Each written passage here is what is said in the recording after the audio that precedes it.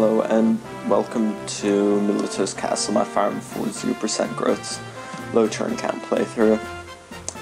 I'm continuing to play around with warping and returning, so here Jan moves Seti back so that he can do some future warping. There's lots of repositioning and shuffling around going on in this chapter. And yeah.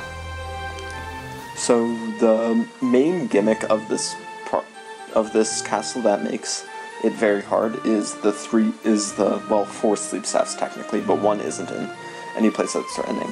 These sleep staffs I can really do nothing about. I could make it so that Leaf had the restore staff.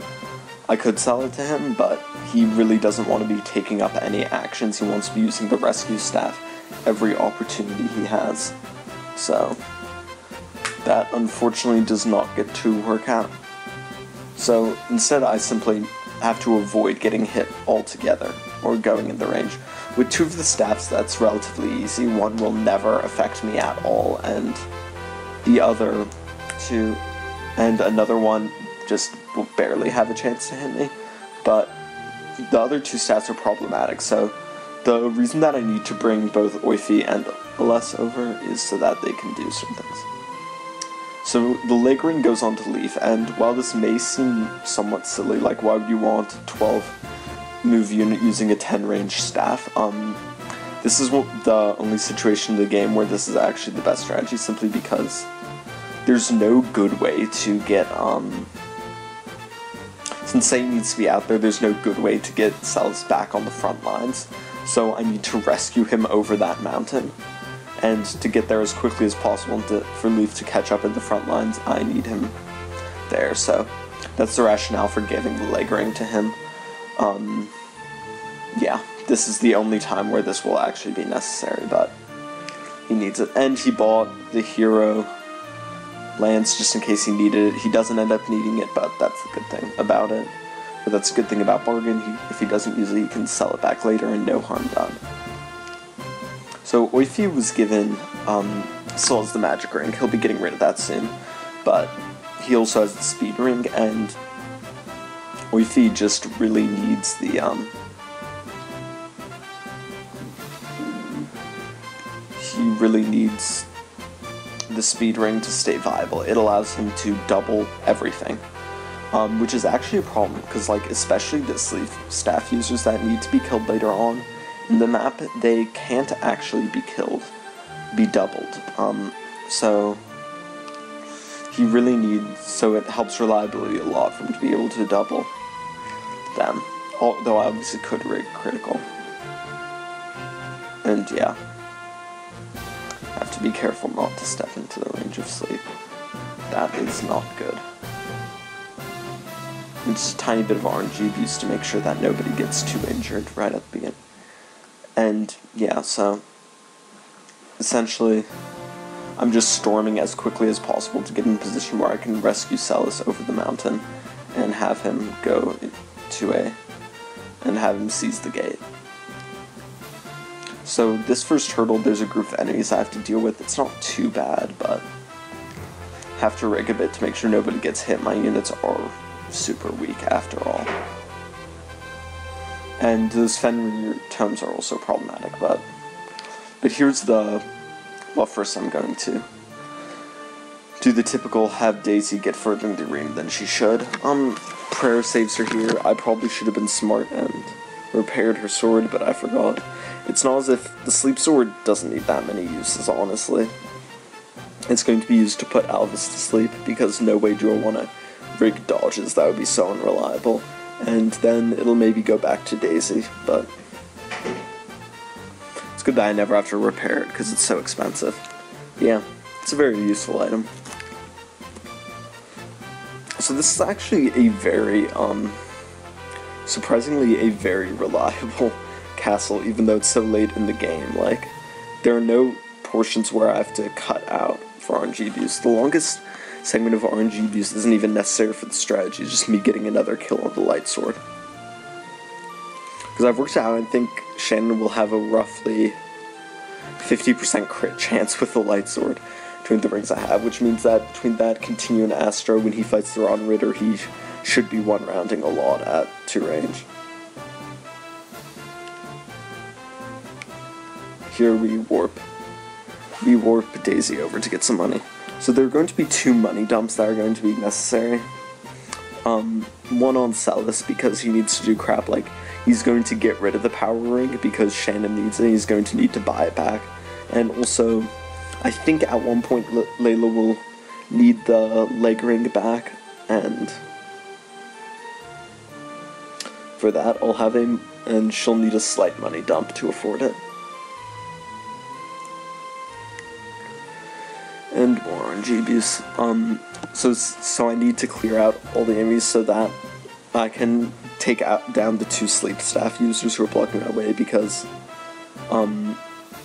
maybe Oifi could withstand getting put to sleep, and I could still seize on turn 7, which is what I'm going to do, but I can't.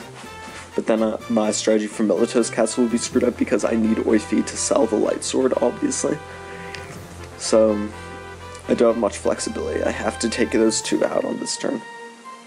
So for instance here I rig it so that he can take out this enemy. He needs 1 crit and 1 hit. It's much more reliable than that because the light sword is at this point getting into the 70s in terms of kills, but sometimes how it works out. And Leaf uses rescue to realign Oifi into a position where I can do the typical dance setup. And here once again is another one of the good places where leg ring rescue user is useful, just because there's a lot of difficult terrain, so 10 squares is more than 10 squares in some ways. At least in terms of movement cost. Oh no, of course it's only 10 squares. Ignore me. But yeah. So anyways, by bringing Oifi up this close, he can take out a sleep staff user. He needs 1 crit and 1 hit. If it weren't for the speed ring, he wouldn't be able to take that enemy out with the light sword. I could probably kill it anyways if I got him a hero sword, but I didn't really want to do that. And as you can see, the 2 sleep staff users who I'm going to be destroying.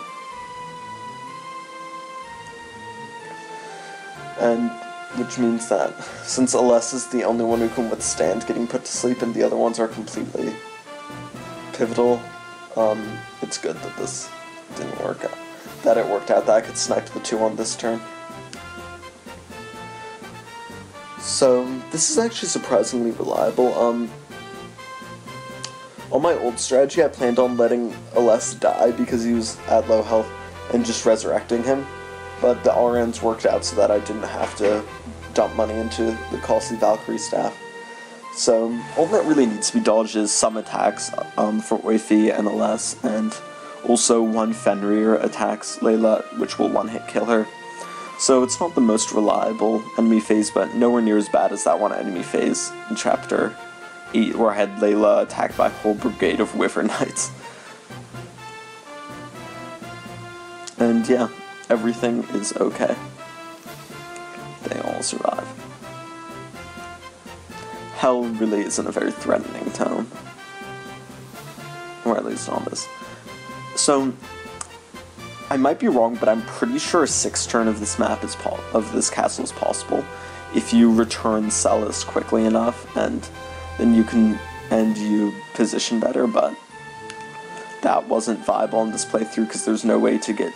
Well, Jan could be up that far, but then Seti wouldn't be in position, and previous strategies would have fallen apart. So, losing this turn here is inevitable, I feel. But, I mean, such is what happens on 0% growth, so you obviously can't do it. So here I'm just rigging the RNs so that Oifi can get another kill.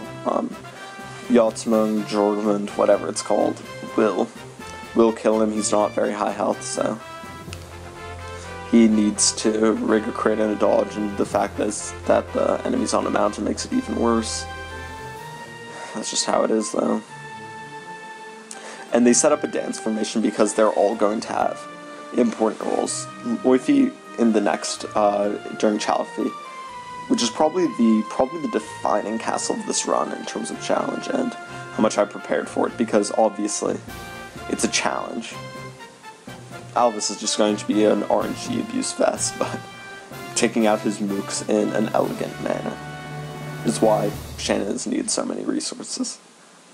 But anyways, so here, in perhaps the most aesthetically pleasing use of the rescue staff of the playthrough so far, Leaf is going to rescue Celes from across the mountain, and Celes is going to go charge in and end the castle. Thankfully getting rid of Ishtar and Julius, because, needless to say, I am not capable of fighting them right now. Maybe if I rigged something ridiculous, but no. Not worth it. This is completed in Chapter 7, in 7 turns, sorry. I believe this is the 1 turn slower than with growths, but this is, I'm 99% sure the fastest possible without growths. Thank you, and I'll see you guys next time.